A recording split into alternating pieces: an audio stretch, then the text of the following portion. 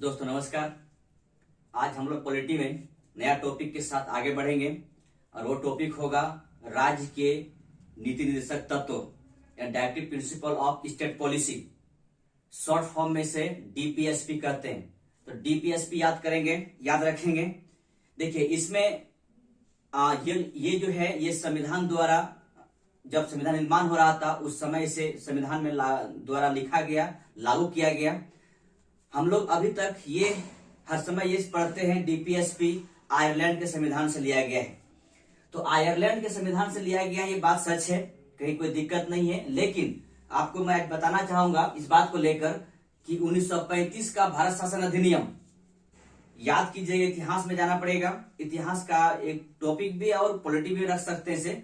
तो 1935 का भारत शासन अधिनियम जिसमें एक प्रपत्र जारी किया गया था जिसे हम कहते हैं हिंदी में अनुदेश प्रपत्र, ठीक है। इंग्लिश में इसका नाम है instrument of instruction. Instrument of instruction ये जो प्रपत्र है ये प्रपत्र आयरलैंड से लिया गया था, ठीक है। इस प्रपत्र को आयरलैंड से लिया गया तो इसी वजह से हम इसे कहते हैं इसे हम आयरलैंड के संविधान से लिए। किसे लिए हैं? डीपीएसपी को। तो ये अभी से नहीं, संविधान में 1950 से नहीं बल्कि 1935 से हमारे कहने का मतलब इंडिया में लागू है और वो भी 1935 शासन अधिनियम से लागू है। तो अनुदेश प्रपत्र को ही हम डीपीएसपी के नाम से जानते हैं, directive principle of state policy के नाम से जानते हैं। 51 आयरलैंड के संविधान से डीपीएसपी यानी भारत का राज्य के नीति निर्देशक तत्व लिया गया है, ठीक है। देखिए इसे संविधान में क्यों जोड़ा गया था आपको पता है। इसे सकारात्मक भाव से देखना पड़ेगा। और दूसरी बात यह है कि इसे न्यायालय द्वारा लागू नहीं करा सकते। सरकार को इच्छा करेगी तो आपके प्रस्तुत किया जाएगा, ना तो वो जब उन्हें इच्छा करेगी तो आपको दिया जाएगा। जितने भी इसमें आर्टिकल दिया हुआ है उस सारे का सारे आपके लिए ही है, हमारे लिए ही है। लेकिन होता यह है कि सरकार चाहेगी तो आपको प्रस्तुत करेंगे, ना तो फिर उनके मर्जी पर है।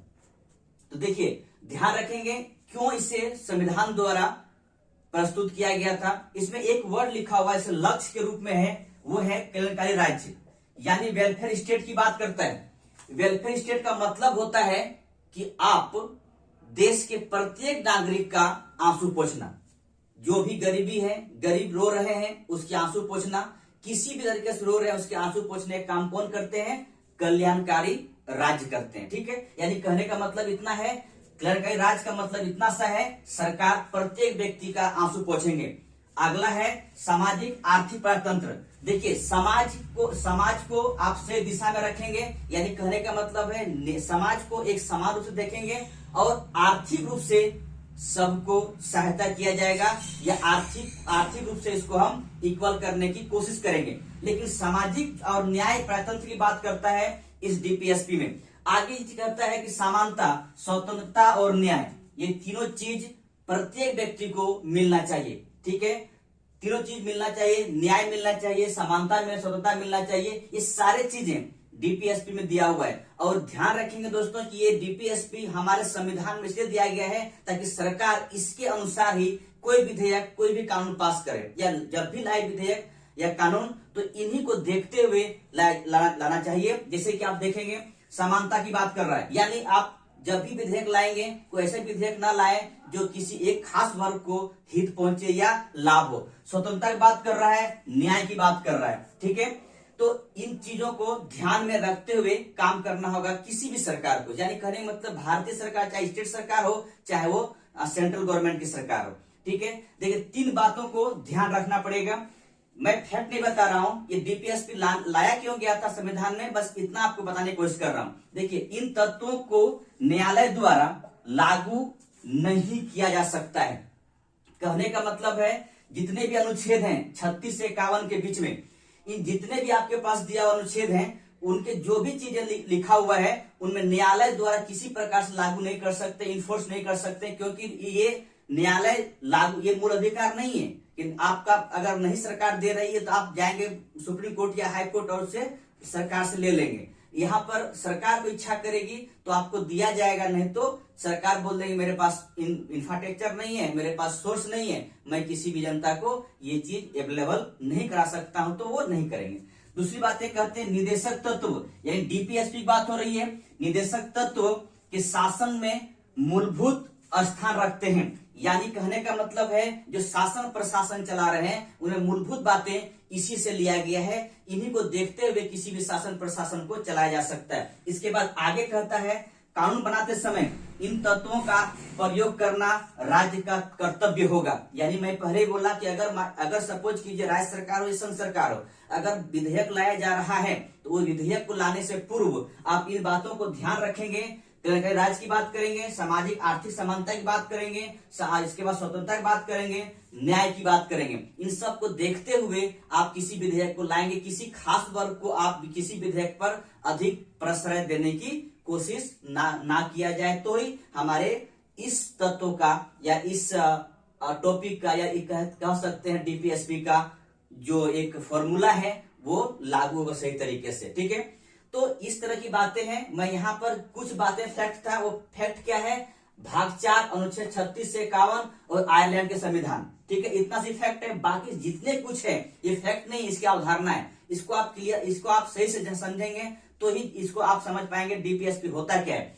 और ईसा ने डीपीएसपी के बारे में कहे थे कि डीपीएसपी एक ऐसा चेक है जो बैंक की सुविधा अनुसार अदा किया जा सकता है। कहने का मतलब है सरकार को इच्छा करेगी तो आपको दिया जाएगा, वो जितने भी अनुच्छेद में जितने प्रावधान है सारे दिया जाएगा। सरकार इच्छा ना करे तो वो ना देंगे, नहीं देगी आपको। ठीक है, तो अंततः यहाँ पर यही वाला बात है कि सरकार पर निर्भर करते हैं कि ये डीपीएसपी में जितने भी आपके अनुच्छेद है, जो भी आपके प्रावधान है, वो सरकार पर डिपेंड करते हैं कि वो देंगे कि ना देंगे। लेकिन ये क्वेश्चन याद रखेंगे, किसने कहा था, केटी शाह ने कहे थे डीपीएसपी एक ऐसा चेक है जो बैंक की सुविधा अनुसार अदा किया जा सकता है।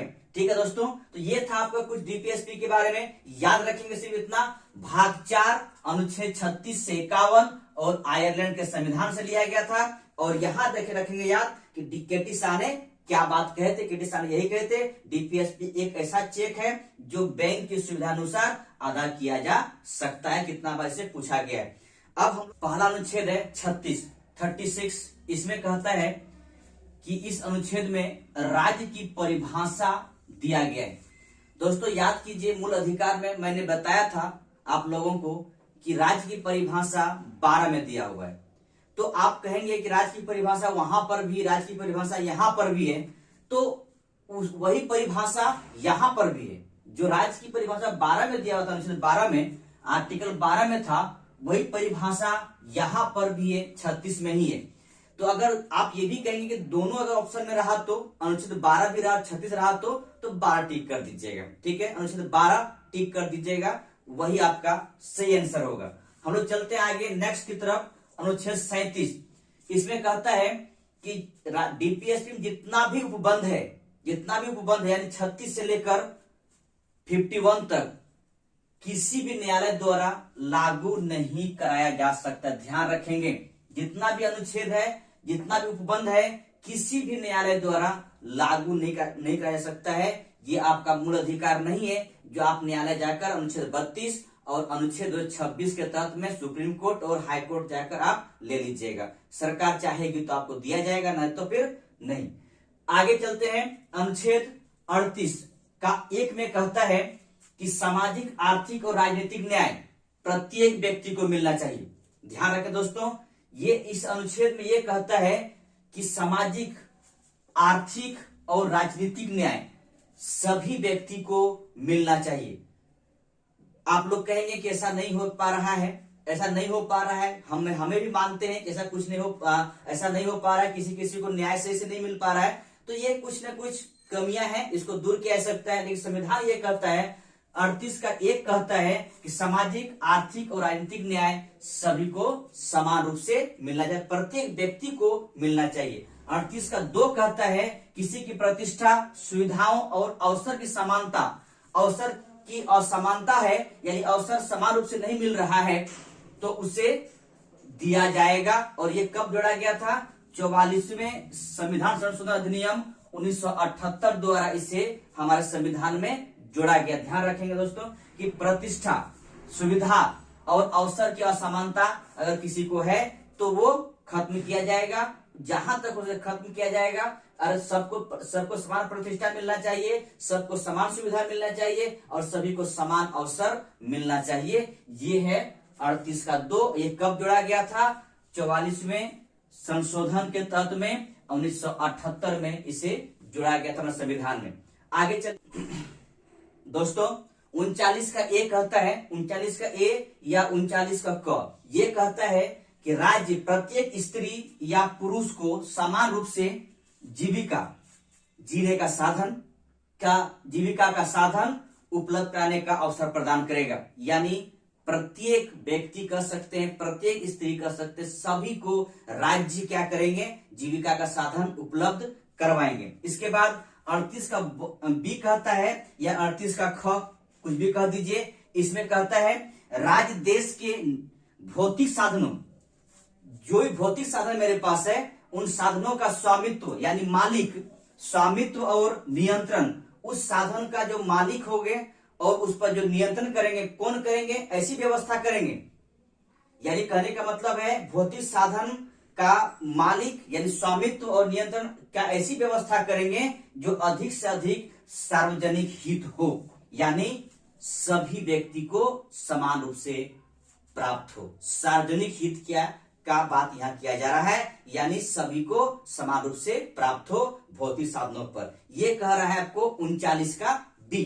ठीक है दोस्तों, हम लोग आगे चलते हैं और देख दोस्तों 39 बी के आगे 39 सी में कहता है संपत्ति और उत्पादन के साधनों का इस प्रकार केंद्रीकरण ना हो कि सार्वजनिक हित को किसी प्रकार की हानि पहुंचे। देखिए, कहने का मतलब है जमावड़ा।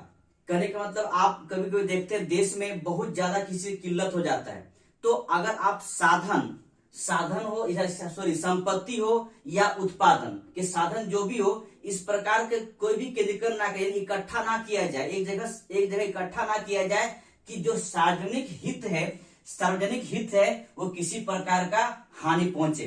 दोस्तों ध्यान रखें, कभी कभी प्याज का रेट बहुत ज्यादा हो जाता है, कभी कभी किसी रेट बहुत ज्यादा, उसमें क्या होता है एक इकट्ठा करके कहीं रखा जा रहा है, तो ऐसे कोई भी चीज ना किया जाए। यानी कहने का मतलब संपत्ति और उत्पादन साधनों पर इस प्रकार कोई भी केंद्रीकरण ना हो, यानी सेंट्रलाइजेशन ना हो कि ताकि किसी देश में किसी के सार्वजनिक हित को हानि पहुंचे।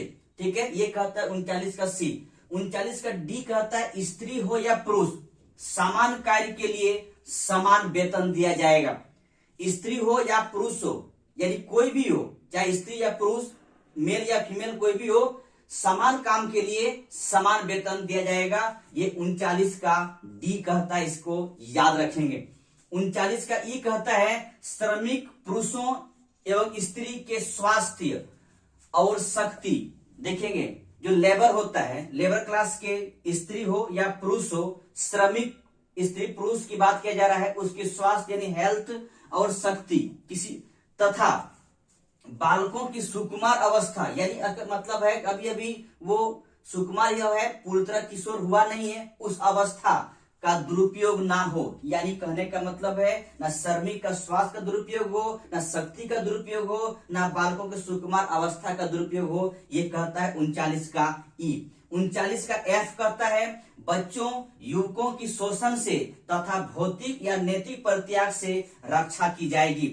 यानी कहने का मतलब ये हुआ कि बच्चा हो तथा युवक हो, उसकी जो शोषण होता है, आप कह सकते हैं यहाँ पर अनुच्छेद 24 में तो यही कहा गया है कि शोषण नहीं होना चाहिए बच्चों के साथ में, तो ठीक है, वहां की बातें अलग है, यहाँ की बातें अलग है। बच्चों तथा युवकों की शोषण से तथा भौतिक या नैतिक परित्याग से रक्षा की जाएगी, किसी प्रकार का शोषण या उसकी नैतिकता का रक्षा किया जाएगा। ठीक है, और तो ये था आपका 39 का ABCD और EF तक, ये इतना अनुच्छेद है, इसको आप लोग याद करेंगे। और ये F जो अनुच्छेद है 39 का F, इसे हम 42वें संविधान संशोधन अधिनियम 1976 के तहत में जोड़ा गया था।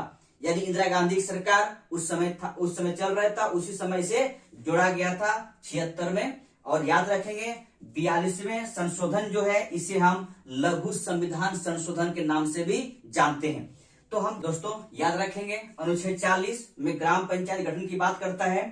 देखिए संविधान जब से लागू है तब से ये हमारे संविधान में दिया गया है ग्राम पंचायत के बारे में। लेकिन आपको याद कीजिए कि पहली बार नेहरू जी ने 1959 को यानी 59 को राजस्थान के नागौर डिस्ट्रिक्ट में ये स्थापित किया था ग्राम पंचायत को, लेकिन वो बहुत दिन तक चला नहीं, समाप्त हो गया। फिर इसके बाद नरसिंह राव की सरकार में 1993 में इसे 73वां संशोधन और 74वां संविधान संशोधन के तहत में इसे लागू किया गया, जो आज तक चलते आ रहा है। तो आप सोच के देखिए 1950 के बाद ये लागू कब हुआ सही तरीके से संविधान में या देश में कह सकते हैं, वो है 1993 में। ठीक है, तो अंततः इसी को कहा जाता है कि सरकार को जब इच्छा किया जाएगा तो आपको दिया जाएगा, नहीं तो ये ऐसा एक चेक है जो सरकार जब मन करे तब आपको अदा करेंगे। ठीक है दोस्तों, 40 के बाद हम लोग आगे चलते हैं 41 की तरफ। 41 अनुच्छेद 41 में कहता है सभी नागरिक अपनी योग्यता, यानी नागरिक है, भारतीय नागरिक हैं, उनकी जो अपनी योग्यता है उनके अनुसार रोजगार दिया जाएगा। पहली बात तो ये रोजगार की बात किया गया है। दूसरा कहता है शिक्षा पा सकें, यानी जो उनकी योग्यता है उस अनुसार उसे रोजगार दिया जाएगा। दूसरा चीज कह रहा है शिक्षा पा सकेंगे। एवं आगे देखिए क्या कह रहा है, बेकारी, बुढ़ापा, बीमारी और असमर्थता, यानी अगर कोई बेकारी है, बुढ़ापा कोई किसी का हो गया है, कोई हो गए हैं, या बीमार कोई हो गए हैं, या फिर असमर्थता है, इन सब दशाओं में सार्वजनिक सहायता प्राप्त कर सकेंगे। तो ये अनुच्छेद 41 ये सब कहता है। अनुच्छेद 41 कहता है कि आप जो आपकी योग्यता है उस अनुसार रोजगार मिलेगा। दूसरी बात कह रहा है कि शिक्षा पा सकेंगे।